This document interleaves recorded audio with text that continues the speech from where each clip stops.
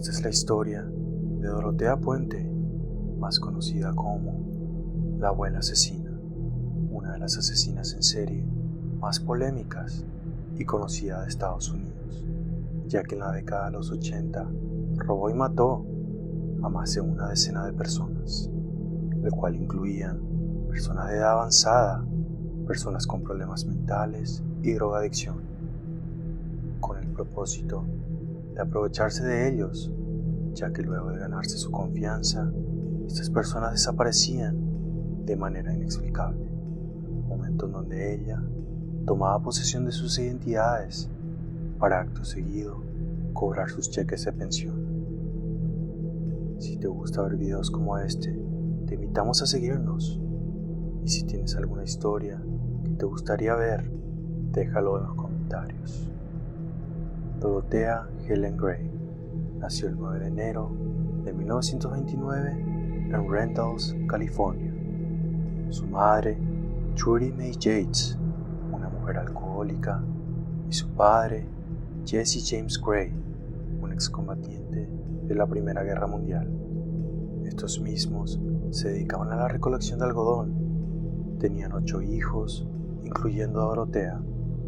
Ambos eran alcohólicos y discutían frecuentemente delante de los hijos, a quienes a menudo dejaban solos y sin comida. A la edad de tan solo 8 años, ella y sus hermanos quedarían huérfanos, ya que en 1937 su padre contraería tuberculosis a causa de los gases a los cuales habría sido expuesto durante la guerra, el cual lo llevaría a la muerte a muy temprana edad.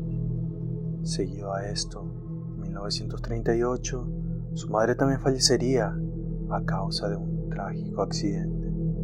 Ella y sus hermanos fueron llevados a un orfanato, donde ella fue abusada sexualmente en repetidas ocasiones, hasta que meses más tarde, unos familiares de Fresno, California, decidieron llevarla a vivir con ellos. Pero poco tiempo después, se darían cuenta que ella era una mentirosa patológica, haciendo que ésta cambiara de hogar con frecuencia. Ya en el año de 1945, y con tan solo 16 años de edad, decide contraer matrimonio con un soldado de la Segunda Guerra Mundial, llamado Fred McFull, con el cual tendría 3 embarazos. Su primero sería en 1946, niño al cual sería entregado a unos familiares, según ella, porque no estaba preparada para ser madre. El segundo hijo sería dado en adopción, y el tercero y último nunca llegaría a nacer. Sin embargo, a finales de 1948, su matrimonio llegaría a su fin, ya que su esposo se daría cuenta que ésta la mentía con frecuencia, haciendo que él no deseara estar más con ella. Esto le habría generado a Dorotea una gran vergüenza, provocando que ella comunicara a sus familiares y amigos que su esposo habría muerto de un ataque al corazón. Una vez encontrándose sola y sin trabajo, esta decide por primera vez dedicarse a la falsificación de cheques, lo cual no le habría resultado, ya que poco después sería arrestada y condenada a 1 año de prisión, siendo liberada tan solo 6 meses después, bajo libertad condicional. Tan pronto de haber sido liberada, conoce a un hombre, en donde una vez más habría quedado embarazada y, al igual que en ocasiones anteriores, entregado a su hija en adopción. Pero en el año de 1952 conoce al que sería su segundo esposo, Axel Johansson, hombre de procedencia sueca, con el cual tendría una relación muy tormentosa. Al mismo tiempo, empezaba con intensidad su historial delictivo, lo cual la llevaría en el año de 1960 a ser arrestada nuevamente, esta vez por posesión y administración de un burdel, donde ella también sostenía relaciones con hombres, siendo así sentenciada a 90 días de cárcel en el condado de Sacramento. No obstante, después de cumplir su condena, está nuevamente en libertad Dorotea encuentra un trabajo como auxiliar de enfermería, ahora al cuidado de personas de edad avanzada o con algún tipo de discapacidad. Fue ahí donde encontraría su nuevo pasatiempo, en donde, poco a poco, se ganaría la confianza de sus víctimas, para luego pasar a quitarles sus pertenencias.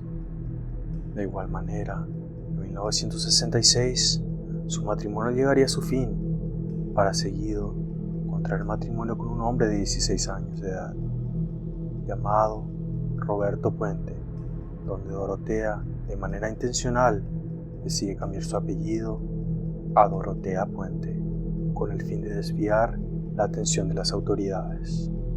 Este matrimonio no duraría mucho tiempo, ya que después de tan solo 2 años se separarían. Nuevamente sola, decide rentar una casa de 16 habitaciones en Sacramento, California, donde albergaba personas con problemas de drogadicción, alcoholismo, entre otros, según ella, para poder ayudar a los más desamparados, aunque sus intenciones reales eran de quedarse con sus cheques de pensión.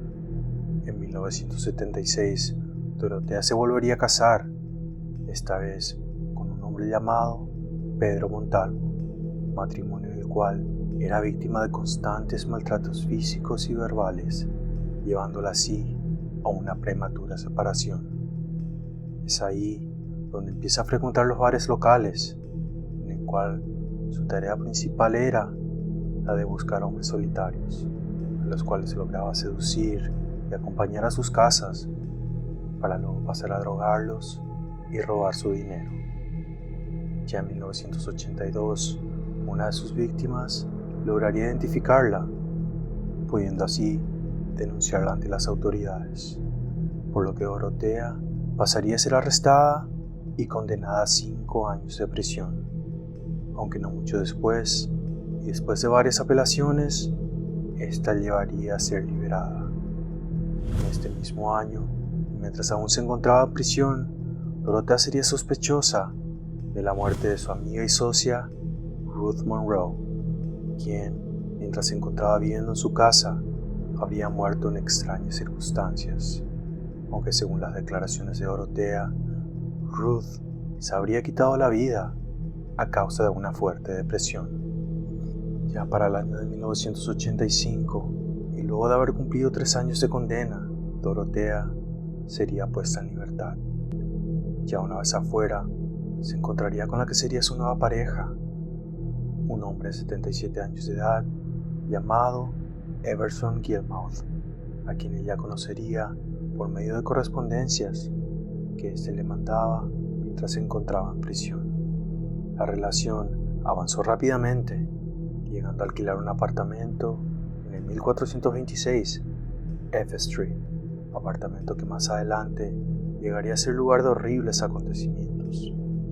Ese mismo año, Dorotea decidiría hacer algunas modificaciones a su casa, llevando así a contratar los servicios de Ismael Flores, a quien le habría pedido la construcción de una caja de madera de unas dimensiones un tanto extrañas, y a quien también después de unos días habría pedido ayuda para llevar la caja a un depósito, para luego de cambiar de parecer y arrojarlos al río.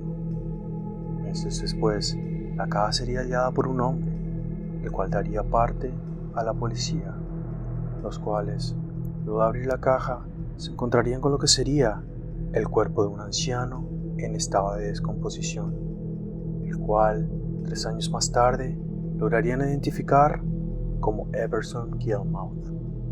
Durante todo este tiempo, Dorotea se habría hecho pasar por él, enviando correspondencia a sus familiares y cobrando su pensión.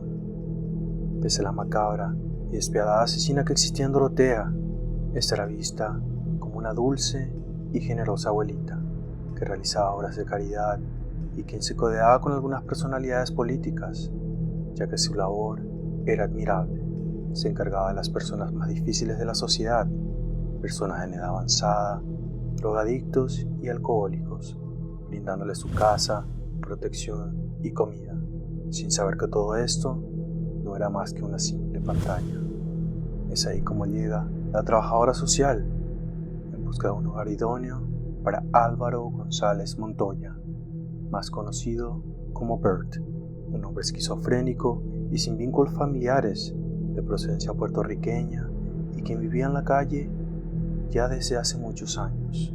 Inicialmente todo marchaba bien, parecía ser el mejor hogar para Bert, aunque luego de unas semanas las comunicaciones con su asistente social habrían parado repentinamente. Sin embargo, Dorotea decía que él se habría marchado sin dar explicaciones, pero su trabajadora social llevaba años acompañando su proceso y sabía que este no era el modo de actuar de Bert. Después de indagar con los vecinos y demás inquilinos, pudo constatar que Bert llevaba semanas sin ser visto. Fue entonces cuando decidió llamar a la policía y denunciar su desaparición, sin dejar a un lado el olor que provenía de la casa de Dorotea, que era cada vez más fuerte. Una vez la policía actuó la denuncia, se dieron cuenta que muchos de los inquilinos de Dorotea habrían desaparecido, acercándose a la casa de esta para hacerle algunas preguntas. Ya estando en la casa de Dorotea, esta fue muy amable, los dejó seguir y aseguró que no sabía nada de Bert ni de las demás personas, que simplemente ellos habían abandonado la casa de un día para otro. Esta versión no fue convincente para la policía, y al observar que la tierra del patio estaba removida, pidieron a Dorotea poder revisarla. Esta sin problema alguno accedió. Al empezar a remover la tierra, todo parecía normal, hasta que poco a poco empezaron a aparecer pedazos de tela y lo que parecía ser un pedazo de cuero viejo, hasta que finalmente se llegarían a encontrar huesos humanos.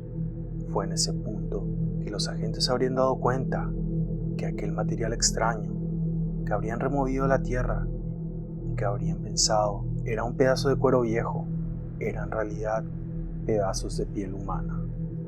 Para sorpresa de la policía, Dorotea parecía impactada por el hallazgo, sin poder creer lo que habían encontrado en su patio. Las excavaciones continuaron y los cuerpos seguían apareciendo uno detrás de otro, para un total de 7 cadáveres, incluido el de Álvaro Montoya.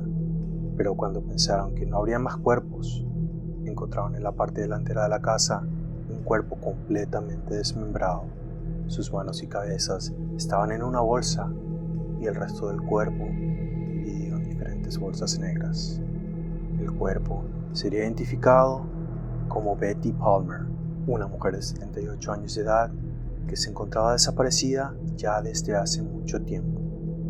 Inicialmente, Dorotea no fue sospechosa de los crímenes, pero esto cambiaría repentinamente luego de que la misma se diera a la fuga la cual duraría muy poco, ya que en el año de 1992 sería capturada y llevada a un largo juicio, con más de 100 testigos y un centenar de pruebas, en el cual ella se declararía inocente, pero que de igual manera llegaría a ser culpable de 9 asesinatos, incluido el de su novio Everson Gilmouth.